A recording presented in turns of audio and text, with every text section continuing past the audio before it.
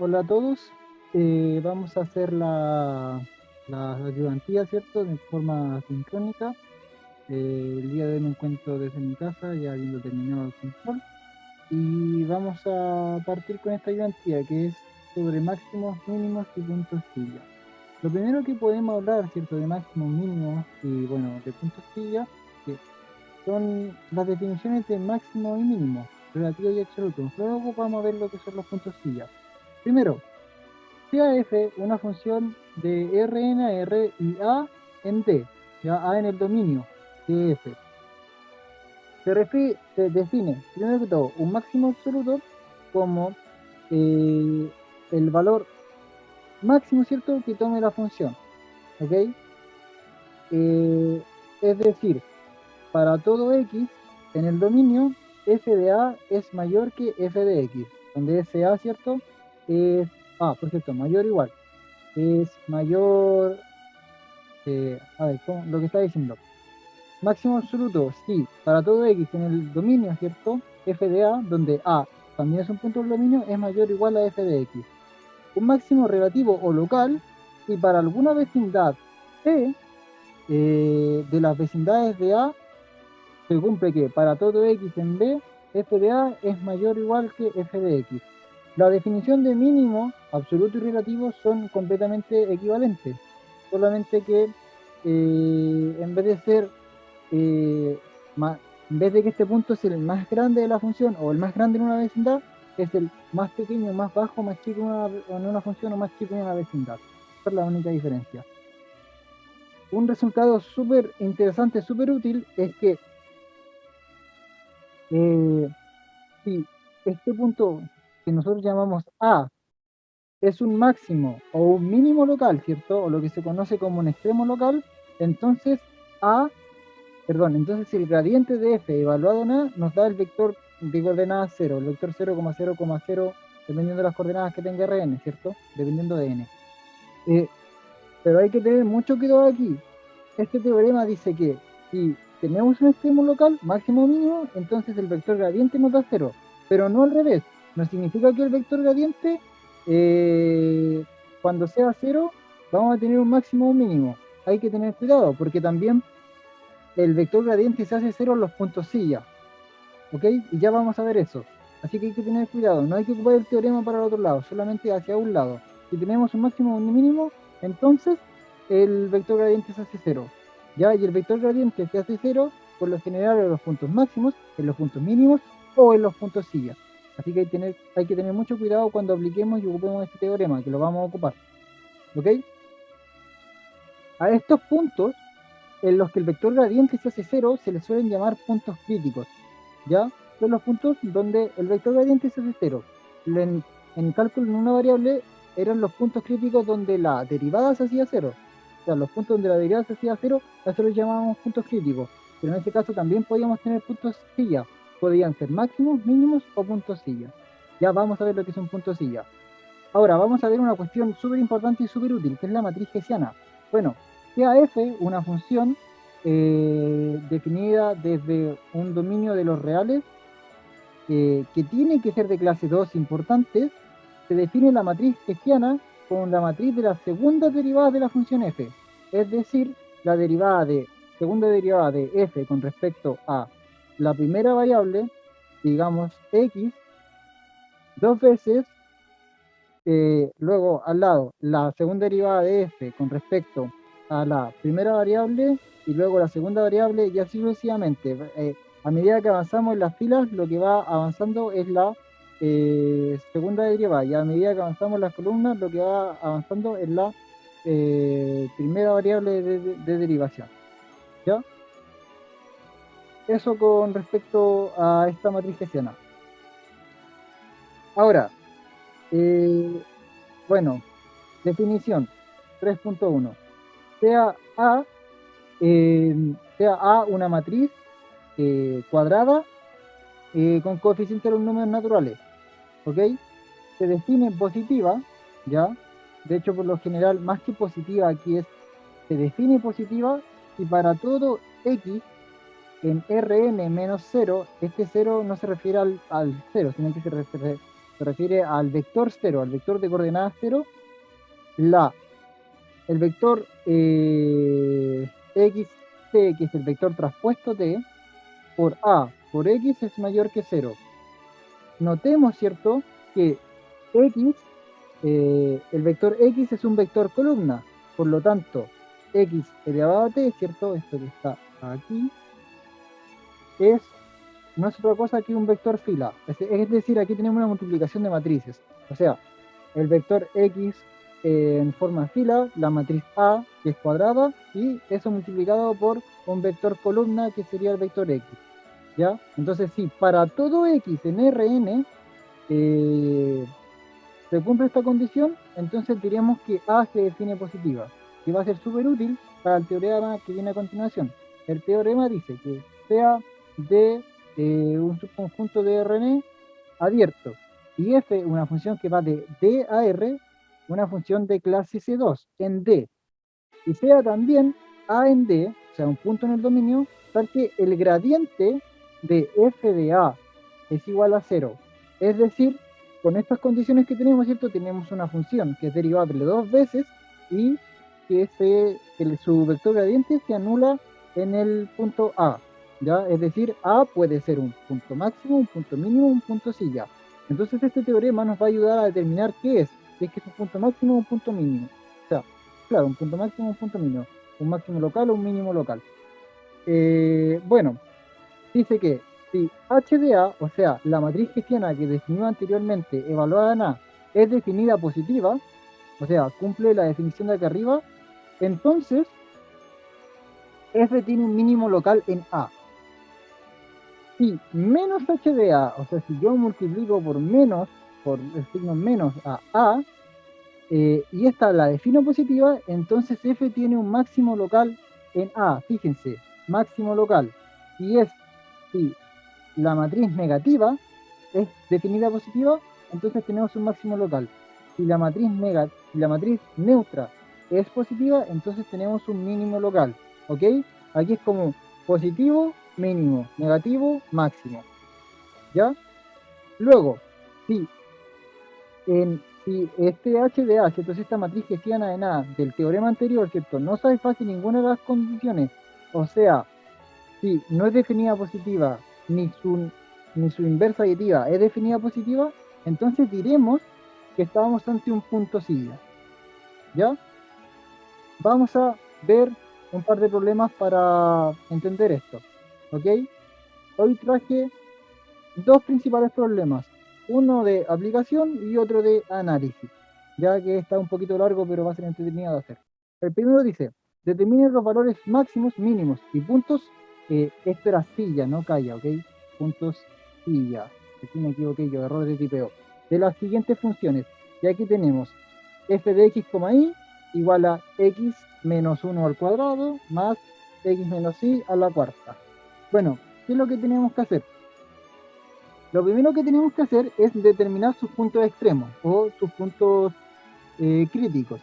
Y para eso necesitamos determinar el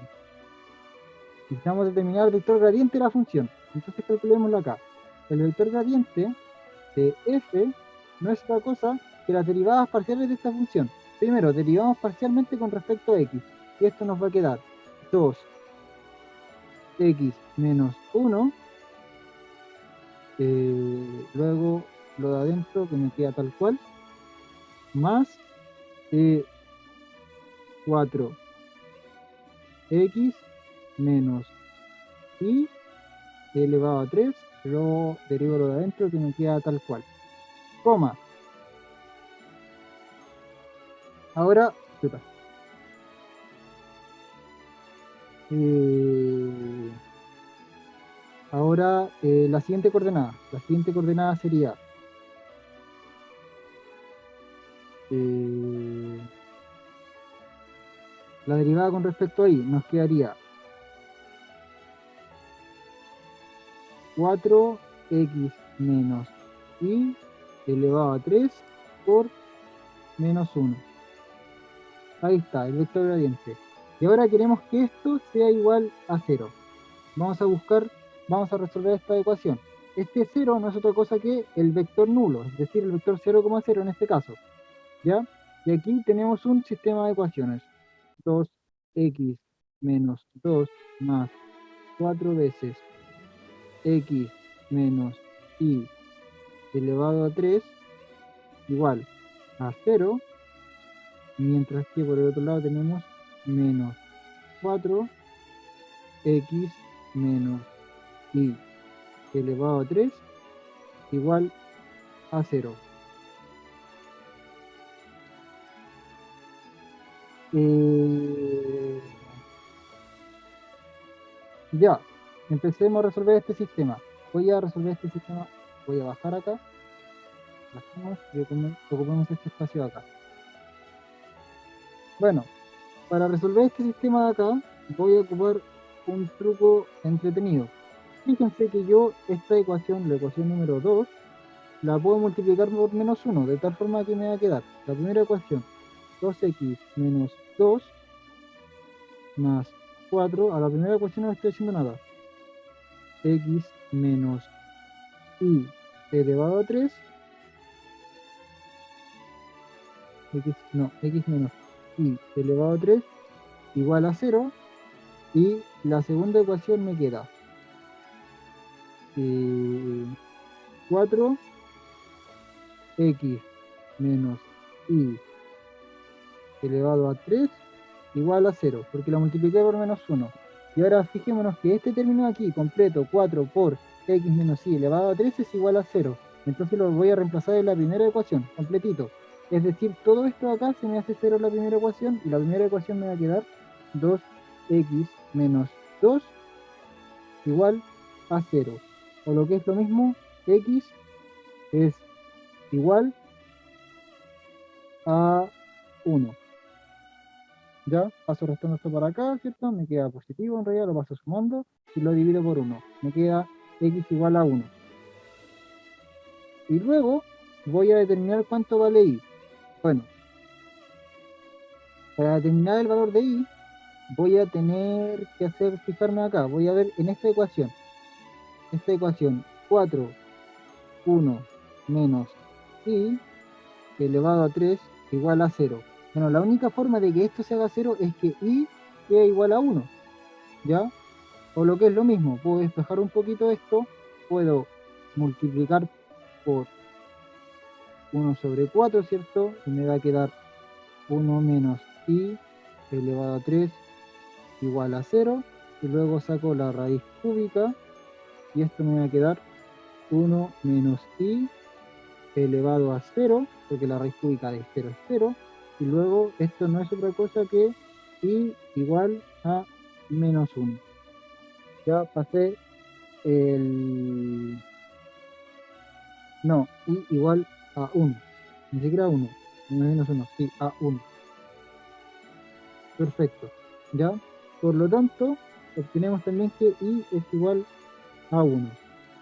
Es decir, el punto A que yo estoy buscando, el punto crítico A, que lo voy a colocar aquí, A va a ser igual a 1,1. Y ahora vamos a ver si este punto 1,1 es un máximo, un mínimo o un punto silla. Así que vamos a borrar todo y vamos a ver eso. Para eso tenemos que calcular la matriz hessiana. La matriz hessiana de F, y la vamos a calcular en A. Bueno, tenemos que calcular primero, nada que ver ese ejemplo, la derivada parcial de F con respecto a X dos veces, la derivada parcial de F con respecto a X dos veces, la derivada con respecto a X dos veces. Y esto no es otra cosa que, primero calcular la derivada con respecto a f de x, y a eso calcularle la derivada con respecto a f de x. Y eso es, la primera derivada ya la habíamos calculado, de hecho. Era x menos 1, 2, más, no 3, 4, x menos y elevado a 3. Y ahora a esta nueva cosa d, no, d sobre dx, donde esto, d sobre dx, va a ser, derivo parcialmente esto, me va a quedar 2 por, no, 2 más, lo voy a escribir acá abajito, 3 por 4, 12, x menos y elevado al cuadrado. Por lo tanto, la primera posición me va a quedar, lo voy a escribir encima, después se va a ver bien. 2 más 12 x menos y elevado al cuadrado. La segunda posición va a ser, o lo que es lo mismo, la derivada de f con respecto a x y respecto a y. Y esto de aquí, ¿qué va a hacer? Bueno, va a ser primero calcular la derivada con respecto a y luego calcular la derivada con respecto a x.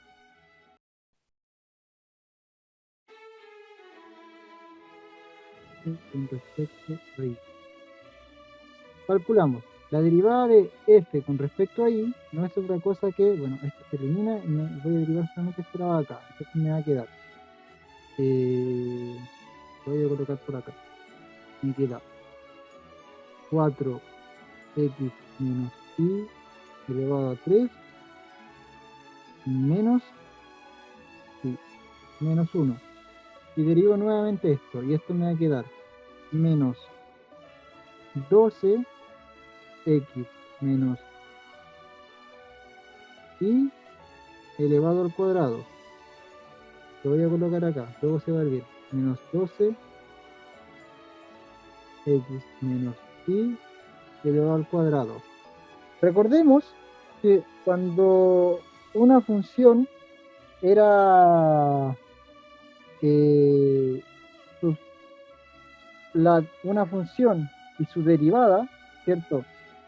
Eran continuas, una función y su primera derivada era continua, entonces la segunda derivada en distinto orden, o sea, la derivada de orden 2 de x con respecto a y iba a ser igual a la derivada de orden 2 de y con respecto a x. O sea, la posición de acá, lo que va aquí en esta posición, lo voy a escribir con rojito, va a ser lo mismo que va en esta posición de acá. Entonces nos vamos a ahorrar calcular una derivada. La derivada, lo que estoy diciendo es lo siguiente. Lo que estoy diciendo es que la derivada de f segunda, la derivada de orden 2 de x con respecto a y es lo mismo que la derivada segunda de f de y con respecto de y de x. Ya son lo mismo, da lo mismo el orden en este caso particular, porque es de estas funciones C2, de hecho es C infinito. Vamos a borrar esto. Borramos esto, borramos esto, borramos esto y continuamos con este cálculo. Ya, así que la colocamos aquí. Esto nos va a quedar menos 12 x menos y elevado al cuadrado. Y finalmente nos queda calcular la derivada de, perdón por eso, la derivada de f con respecto a y de orden 2. F con respecto a y dos veces. Así que la derivada de f con respecto a y una sola vez la tenemos acá. Y una segunda vez nos quedaría eh,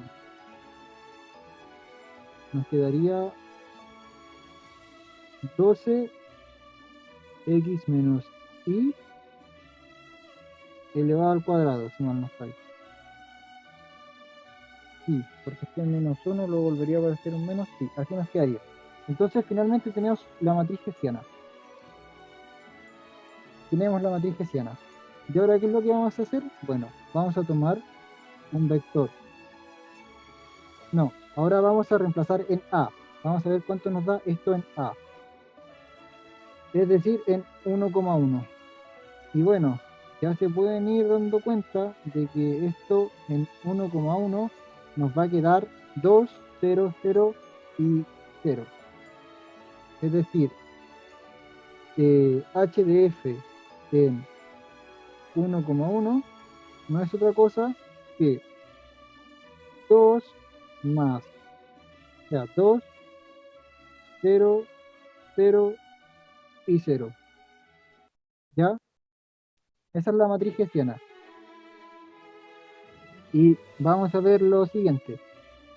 Vamos a ver que, eh,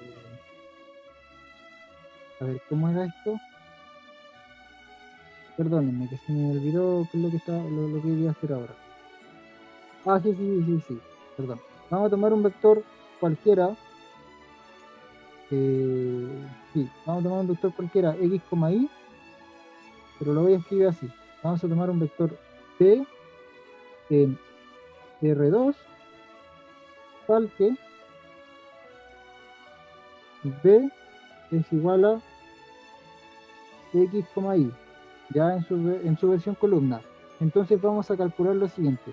Vamos a calcular x y la matriz de x y multiplicada por 2, 0, 0, 0 y multiplicada a su vez por el vector columna x y.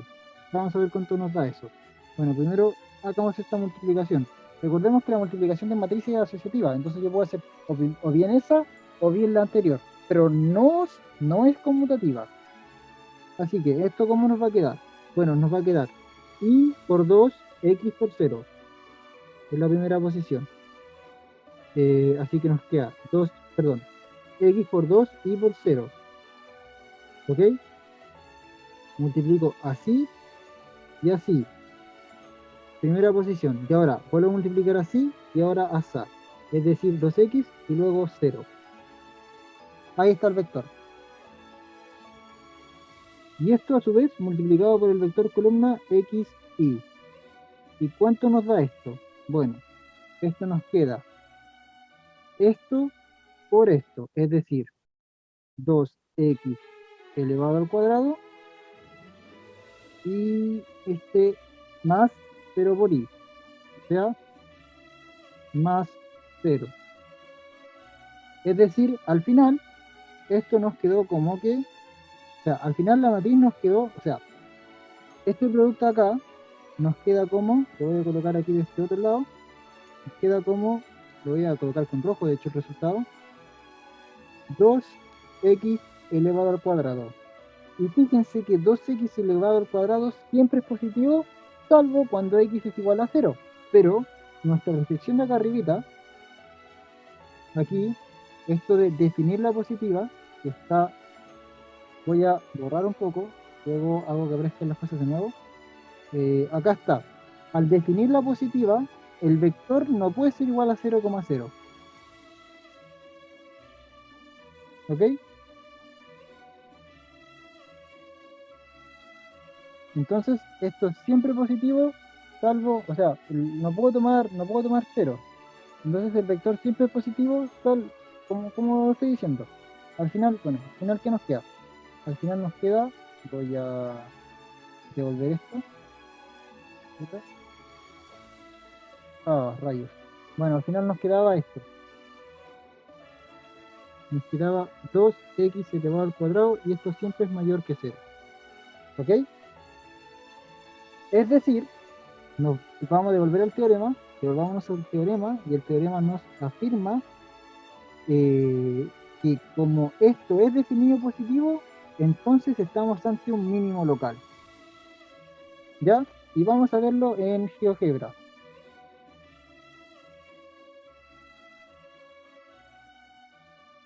Esperemos que abra GeoGebra.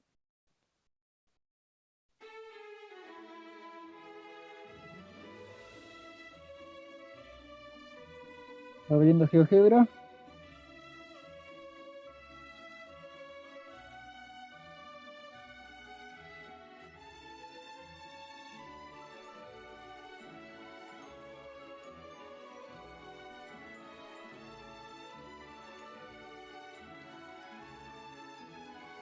Eh, no están viendo pantalla. Ahí.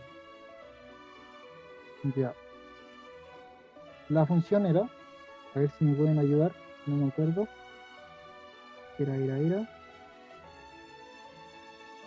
era x menos 1 al cuadrado, gracias, x menos 1 elevado al cuadrado, más x menos y elevado a 4. ¿Y qué es lo que tenemos? Bueno, tenemos una especie de paraboloide. Y justamente, como pueden ver, el punto que le voy a colocar aquí, a igual 1, no, no quiero ver 1, ahí está. Y justamente como pueden ver aquí, A es de hecho, ahí miren, su punto mínimo. Ahí está. A es el mínimo de la función, el 1,1. ¿Ya? Siguiente ejercicio. Siguiente ejercicio. Vamos a ver ahora el ejercicio B. No están viendo la pantalla, quiero que vean esto. Y el ejercicio B es x al cuadrado más y al cuadrado, lo cual es muchísimo más cómodo para poder trabajar. Bueno, lo primero, el vector gradiente, pero es que lo voy a calcular, ¿ya? El vector gradiente de f va a ser igual a 2x, 2y. Y esto sabemos que se hace 0 en el punto 0,0. ¿Ya? Por lo tanto, nuestro a va a ser igual a 0,0. No hay otro punto en donde esto se haga 0. Ahora, vamos a calcular la matriz hessiana de f en a. Así que vamos a calcular la primera derivada de la función con respecto a x. Esto es 2. La segunda, derivada segunda de la función con respecto a x y a y. Esto es 0. Luego esto es 0 y luego esto es 2. Ya, así nos queda la función. Ojo que no estoy... entonces, vamos a tomar un x, y en R2, ya que este va a ser el vector B, similar, igual a lo mismo en delante, y lo vamos a escribir como el vector columna, esto lo vamos a escribir así, x, y. Entonces, ¿qué tenemos? Vamos a tener x, y multiplicado por la matriz 2, 0, 0, 2, y a su vez multiplicado por el vector columna x, y. Y vamos a ver cuánto nos da. Esta vez vamos a partir por acá, por la asociatividad de la multiplicación de matrices. Multiplicamos esto por esto. Nos va a quedar 2 por x, 2x, más 0 por y, es decir, 0. Así que nos queda 2x más 0y, 0. Y luego multiplicamos esto. 2 por x, 0, más 2 por y, 2y. ¿Ok? Bueno, eso fue el resultado que nos dio. Lo escribí mal. A ver, vamos a mover esto. ¿Cómo lo movía? Así. Select, ahí, aquí, acá, y coloco el vector, porque tengo que respetar que había un vector antes, un vector θ. Y hago esta multiplicación. Multiplico esto por esto. ¿Y qué nos queda? Bueno, nos queda eh, x por 2, 2x elevado al cuadrado, eh, más 2y elevado al cuadrado. ¿Sí es cierto?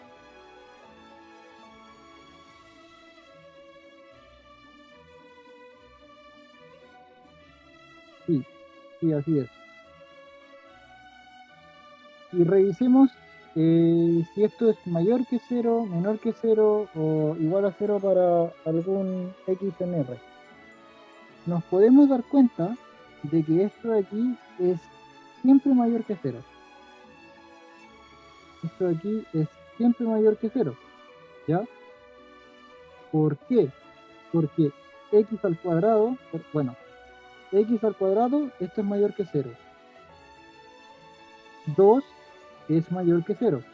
Si tenemos un producto de números mayores que cero, es mayor que cero. Entonces todo el término es mayor que cero. Mayor que cero. ¿Ya? Y lo mismo ocurre acá.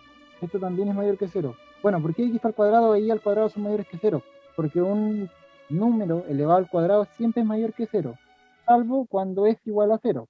Pero no puedo tomar cero. X no puede ser cero, ni y puede ser cero.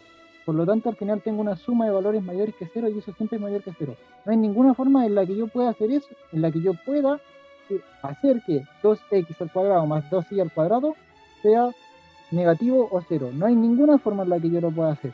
Y como no hay ninguna forma en la que yo lo pueda hacer, obtengo eso que llego al resultado, a ese resultado, ¿cierto? De que esta matriz es mayor que cero.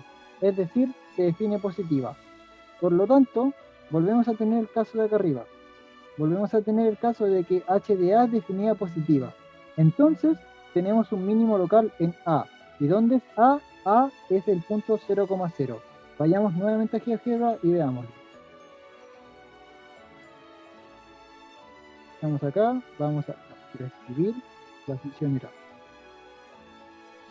Ahí está, x elevado al cuadrado más y elevado al cuadrado. ¿Y qué tenemos? Un paraboloide. Un paraboloide de toda la vida, ¿cierto? Y el paraboloide de toda la vida está centrado en el 0, en el 0,0.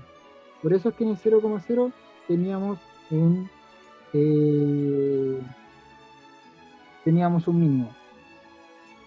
Vamos a ver ahora el siguiente, y el último de esta sección. Ahora tenemos f de x, y igual a seno de x más y. Así que primero calculemos su vector gradiente. El vector gradiente de esto va a ser el gradiente de f, va a ser otra cosa que eh, coseno de x más y, coma, coseno de x más y. ¿Y cuándo es esto cero? ¿Cuándo el coseno se hace cero? Queremos ver ahora cuándo el coseno de x más y, el coseno de x más y es igual a cero. Cuando el coseno de x más y es igual a cero. Bueno, esto es igual a cero cuando el argumento del coseno, o sea, cuando x más y es igual a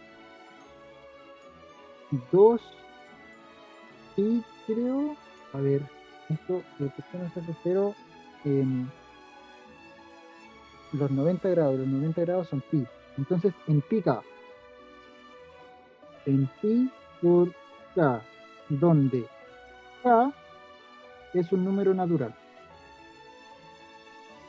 ¿Ok? Un número natural menos el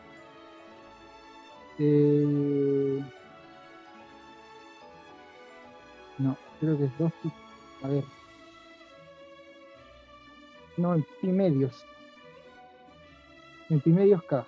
Sí, indicar su número natural distinto de cero.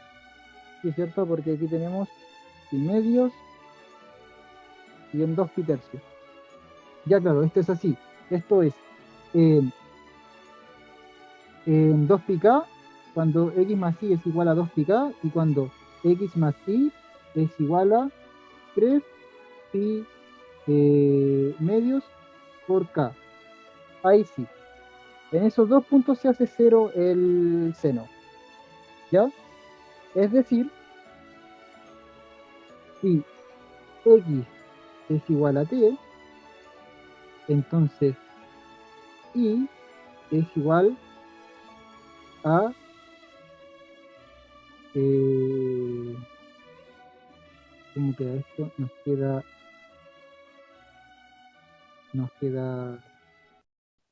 3 pi medios por k menos t. En esos puntos. O bien, o x es igual a t e y es igual a pi medios por k menos t. ¿Ya? Tenemos, bueno, tenemos infinitas posibilidades para puntos A, ¿ya? O sea, tenemos infinitos candidatos para puntos máximos, puntos medios y puntos pilla. Y además de eso, eh, tenemos de dos tipos, del tipo cuando x es igual a 3 pi medios por k menos t y del tipo cuando y es igual a pi medios por k menos t. O sea, la diferencia está aquí, ¿ya? En este 3. Esos son los dos tipos. Entonces vamos a tener los tipos a sub 1, los puntos a sub 1, que van a ser del estilo t, 3 pi medios k menos t. Ya, estos son los de. Ah, no, estos no son ya no importa. Los, los puntos A1 y los puntos A2. Los puntos A2 son T, eh, pi medios K menos T. Ya esos son los dos tipos de puntos. Ahora vamos a determinar la hessiana en A1 y en A2. Entonces vamos a determinar la matriz H en A1, H de F, y vamos a determinar la hessiana en A2. ¿Ok? Tenemos que determinar una para cada caso. Ya, primero determinamos algebraicamente. Esta es la derivada de f con respecto esta es la derivada de f respecto a x. Esta aquí es la derivada de f con respecto a y. ¿Ok? Entonces tengo que derivar nuevamente con respecto a x y esto me va a quedar menos seno de x más y. Aquí en la siguiente me va a quedar lo mismo, menos seno de x más y. A continuación me va a volver a quedar lo mismo, menos seno de x más y, menos seno de x más y finalmente menos seno de x más y, menos seno de x más y. ¿Ok? Y esto acá, si lo calculamos en a, fíjense que nos va a quedar menos seno de pi medios k, menos seno de pi medios k, menos seno de pi medios k, menos seno de pi medios k. O sea, claro. O sea, claro, no, perdón. Si lo calculamos en A1, me equivoqué. Lo calculamos en A1, nos va a quedar menos seno de pi medios k, menos seno de pi perdón. Si lo calculamos en A1, nos va a quedar menos seno de pi 3 pi k medios, menos seno de 3 pi k medios, menos seno de 3 pi k medios, menos seno de 3 pi k medios. Nos va a quedar todo el rato lo mismo, ¿ya? Porque lo que va a sobrevivir al final es esto, este 3 pi k medios nos va a quedar. Y si lo calculamos en A2, ¿cierto? Al final nos va a sobrevivir solamente este valor, ¿ya? ¿Y cuánto es seno de 3 pi medios por k? Donde k es un número natural. Bueno, aquí el k no nos interesa porque el k va a hablar de los ciclos que va a dar esto. Y lo que simplemente nos interesa, de hecho, esto creo que me equivoqué acá, porque esto son 2k. Sí, sí, 2K, fueron 2K. Siempre estos son 2K, error mío. Un pequeño error mío que vamos a ignorar por ahora. Bueno, yo quiero acá. Creo que ignoremos ese 2K por ahora. La cuestión es que el K está hablando de los ciclos, ¿ya? Porque en una función seno, de hecho, en una función, cuando nosotros estamos viendo esto, en una función coseno de X, que tiene como una gráfica así, esto se va haciendo aquí, luego se hace cero acá, luego se hace cero acá, de sobre el K, de los infinitos puntos donde la función se hace cero, que sigue un ciclo. A eso se refiere el K. Bueno, a lo que voy, al final, ¿qué es lo que queda? Queda que tenemos que calcular el seno de 3 pi medios y el seno de 2 pi de de pi medios. El seno de 3 pi medios y el seno de 2 pi medios. Y uno es 1 y el otro es -1, si mal no estoy. Bueno, no, creo que todos son 0. A ver, déjeme revisar, por favor. Yo creo que son 1, 2, y lo estoy calculando con mi calculadora, pero no encuentro el valor pi. ¿Dónde está pi? Acá está. 3 pi, y 3 pi,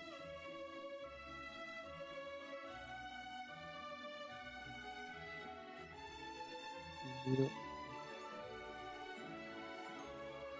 Ok, esto está en radianes. Esto, el 3 pi medio representa 270. Claro, el seno de 270, ya el seno de esto, de acá, aquí nos va a quedar esto de aquí como 1, 1, 1, 1. Así nos queda acá. Y acá nos va a quedar como, o sea, esta matriz de acá nos va a quedar como -1, -1, -1 y -1. Sí, ahí lo calculé. Ahí lo calculé, ya. Y ahora vamos a tener que hacer ese cálculo que estábamos haciendo. Voy a borrar todo y vamos a tomar. eh, Vamos a calcular. Necesitamos un b igual a x, y en R2, tal que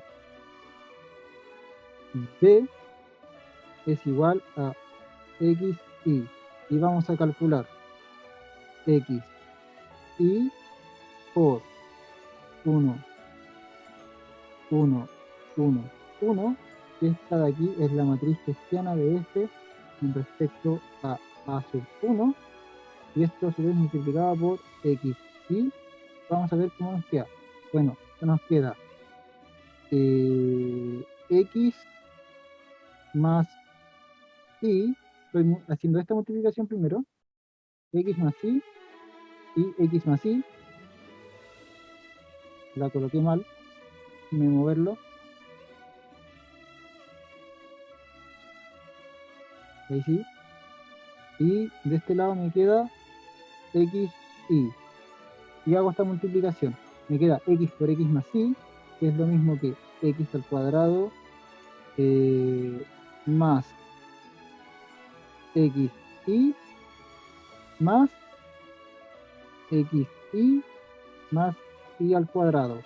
Fíjense que esto de aquí no es otra cosa que un cuadrado binomio, es decir, no es otra cosa que x elevado al cuadrado más 2y, o sea, x elevado al cuadrado, no, no es otra cosa que x más y elevado al cuadrado. Y esto siempre es mayor que 0, salvo si x e y son iguales a 0, pero este caso no cuenta. El resto de los casos sí. Entonces aquí volvemos a tener, en este punto, en los puntos A1, tenemos máximos, ¿ya? En este punto tenemos máximos. Ahora vamos a ver la otra matriz. Bueno, eh, ver la otra matriz, fijémonos, ver h de f a sub 2 es lo mismo que menos la matriz h de f en a sub 1. Es lo mismo, son la misma matriz, ¿ya? Son exactamente la misma matriz. O sea, esta matriz de acá es lo mismo que esta matriz de acá, pero multiplicándole por un -1. ¿Ok? Así que, ¿qué es lo que debiésemos hacer? Bueno, multiplicar, hacer lo mismo que hicimos, hacer x, y -1, -1, -1, -1, y multiplicar esto por el vector columna x, y. Y esto nos va a quedar como, voy a respetar este x y de aquí esta vez, lo voy a escribir al tiro, y nos va a quedar acá, -1 por x es -x, menos 1 por i es menos i, y menos 1 por x es menos x, y menos 1 por y es menos y. Ahora, hacemos esta multiplicación y nos va a quedar x por menos x es menos x al cuadrado, x por y, no, y por y es, claro, este por este, me queda x por xy, ya claro, esto me queda menos xy, ahí sí, y después me queda más menos xy, estoy multiplicando, sí, más menos, no, y x, bueno, que es lo mismo que xy, menos y elevado al cuadrado. Y fijémonos que esto no es otra cosa que menos 1 multiplicado por x más y elevado al cuadrado. Y esto de acá es siempre negativo, ya, siempre menor que 0. ¿Ya? Es decir, que si calculamos la negativa de esta, y aquí está el truco, es decir, que si calculamos menos esta, es calcular más esta. O sea, menos esta matriz de acá es lo mismo que más esta matriz de acá. O sea, es lo mismo que lo de acá arriba. Y lo mismo de acá arriba era positivo. Entonces, ¿qué tenemos? Al final tenemos que, para los puntos a sub 1, estos puntos, como nos dieron que su matriz, como nos dieron que h sub f en a sub 1 era definida positiva, como era definida positiva, entonces, ¿cierto? Entonces tenemos que en a sub 1 hay máximos. No, hay mínimos. Hay mínimos. ¿Ya? Mientras que, como en a sub 2, h menos h sub f de a sub 2 es definida positiva, entonces en a sub 2 hay definido mínimos, ¿ok? Hay definido mínimos, no, máximos, perdón, máximos, hay definido máximos, ¿ya? Ahora bien, estos puntos A1 y A2, ¿qué son? Bueno, estos puntos A1 y A2 son todos los puntos A1, son todos los puntos, lo voy a escribir así como que A1 es un conjunto de todos los x, y, tales que, en R2, ¿cierto? Tales que x más y es igual a, esto es A1, 3 pi raíz de 2. Son todos esos puntos. ¿Y qué son todos estos puntos? Bueno, podrán darse cuenta que estos puntos son, de hecho, son una recta, ¿ya? Si nos fijamos, porque si arreglamos un poquito esto, estos son los puntos y igual a 3 pi sobre 2 menos x, es decir, una recta toda la vida. Son todos los puntos que están por sobre esta recta, al mismo tiempo que los puntos a sub 2, bueno, por esta recta y por los múltiplos k, o sea, por, por k posiciones de esta recta, o sea, si tenemos, bueno, esto se llama haste paralelas, ¿ya? Son todos los hastes paralelas que están separados a una distancia k entre sí, ¿ya? Tenemos así como todas estas rectas. Y en estas rectas tenemos máximos, mientras que entre medio, de hecho, vamos a tener mínimos. Lo voy a escribir con otro lápiz. Las líneas rojas representan, no, perdón, representan los mínimos. Y las líneas azules que voy a colocar entre medio ya, porque vamos a encontrar cosas así, líneas azules, van a representar los máximos. ¿Por qué? Porque este A2 que estaba escribiendo aquí no es otra cosa que todos los x, y en R2, tal que x, no, tal que lo voy a escribir al tiro así, y es igual a eh, pi sobre 2 por k menos x, ¿ya? Ahí está. Y esos son los haces de paralelas azules. Entonces, voy a graficar la gráfica, va a graficar la gráfica, graficar la función para que vean a lo que me refiero. Que es bastante interesante de ver. Vamos a sacar esto. Hola, álgebra, responde por favor. Y esperen por favor que este álgebra no me está respondiendo. Ahí está, ahí respondió. Entonces, ¿qué nos queda? Nos queda seno de x más y. Y tenemos justamente lo que les dije, miren. Ahí está. Al final, ahí están las rectas que había dicho, ¿cierto? Ahí están las rectas. En estas rectas, las, como las olas, por decirlo así, que están por arriba, ya, son las rectas x más y, o sea, no, son las, claro, bueno, sí, podemos decirlo así, x más y igual a 2, son las azules, ¿ya? Son las azules. Y las que van por debajo, las que son mínimas, son las rojas, ¿ok? Eso finalmente nos daba olas. Bueno, vamos a ver el último ejercicio.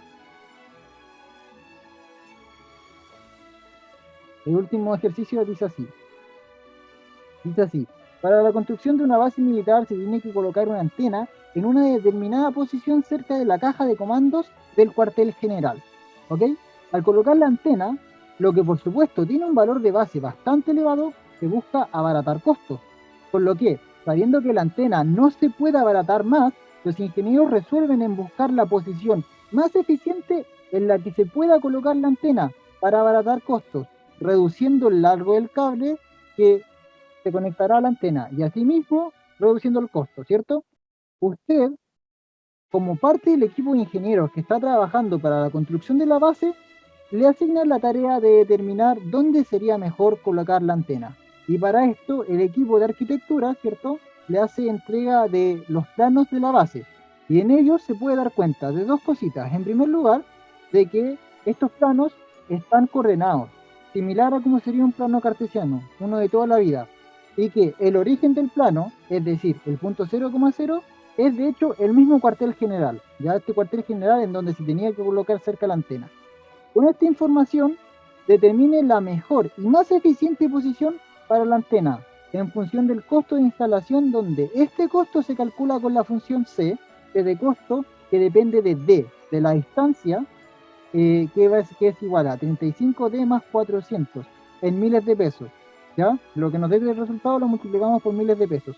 Donde D resulta ser la distancia entre la antena A, que va a estar puesta en el plano cartesiano X, y el cuartel general G, que como ya dijimos anteriormente, está en el punto 0,0.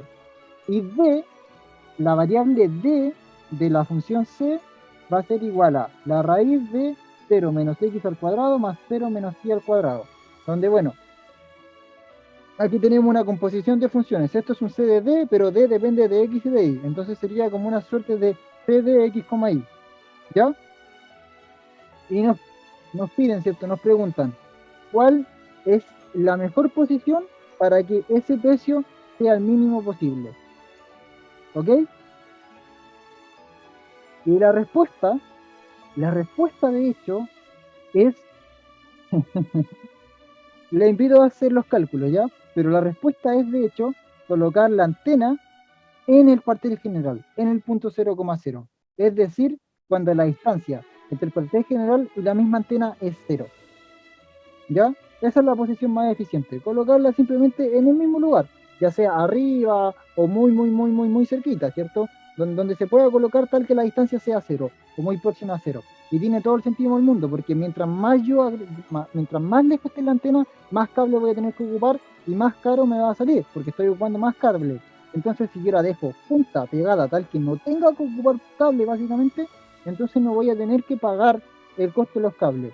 El ejercicio era sencillo y se podía hacer, y de hecho se puede hacer, y de hecho van a llegar a la conclusión de que el mínimo, porque esto es un ejercicio de eficiencia típico, tienen que buscar el mínimo, este ejercicio se hace minimizando la función, encontrando el mínimo de la función, de esta función en particular, ¿ya? De hecho, miren, la vamos a graficar y vamos a darnos cuenta visualmente de dónde está el mínimo. Esta función no es otra cosa que, no quiero esto, y a este le quiero hacer así, y aquí quiero hacer así. Esto no es otra cosa que SQRT, SQRT de x elevado al cuadrado más y elevado al cuadrado, que es, no, allá, un conito, ahí está. Ah, no están viendo, claro. ¿Sí? No, sí, sí están viendo. Bueno, ahí lo pueden ver, es un conito. Estas son todas las distancias posibles, aquí están graficadas todas las distancias posibles. Y si se fijan, el punto mínimo de la función, ¿cierto? Es en el 0,0. ¿Ya? Ahí está, ese es su mínimo. Y listo. Así se resolvía el ejercicio. Claro, bueno, no era lo esperado, sinceramente, lo esperado era que hicieran los cálculos, pero es que realmente no era necesario hacer los cálculos, porque con la sola intuición se puede saber que esto se tiene que colocar en el 0,0. ¿De qué sirve hacer los cálculos? Los cálculos sirven para tener un respaldo matemático de lo que usted está diciendo, ¿ok? Pero ya lo entendimos, ya lo comprendimos. Así que vamos a dejar el video hasta acá. Muchas gracias. Creo que hoy tuve el audio un poco bajito, y de hecho lo tuve bajito. Ay, recién ahora me subí el volumen, al final de la clase. Ya no importa. En fin, me subiré el video al final del video. Muchas gracias por ver este video y nos vemos en el próximo capítulo. Chao, chao. Voy a editar eso. No, no lo voy a hacer.